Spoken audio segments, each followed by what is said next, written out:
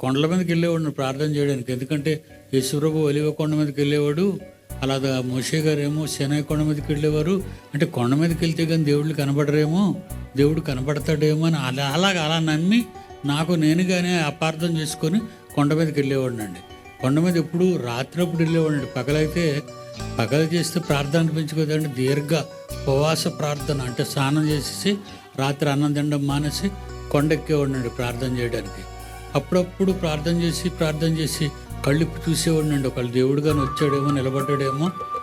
ఇంకేంటండి, ఎవరు ఉండేవారు కాదండి.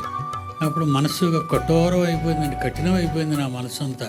ఏటి దేవుడు కనబడ్డు, ఏటి అందరూ అంటారు దేవుడు నాకు కనబడ్డాడు, దేవుడు నాతో మాట్లాడాడు, మరి వీళ్ళందరితో మాట్లాడిన దేవుడు నాతో ఎందుకు మాట్లాడలేదని బాధపడేవాడిని అండి. యోహాను సువార్త 5వ అధ్యాయం 37వ వచనం, మీరు ఏ కాలమందైనా ఆయన స్వరము వినలేదు, ఆయన స్వరూపము చూడలేదు. ఇక్కడ వినడోడు కనబడనే ఉంది, ఒక దగ్గర అనే మాటలు వినబడగానే ఉంది. ఈటిలు అందరూ కనబడుతున్నాడని చెప్తున్నారు, వినబడుతున్నాయని చెప్తున్నారు. ఇదంతా పెద్ద గారడి.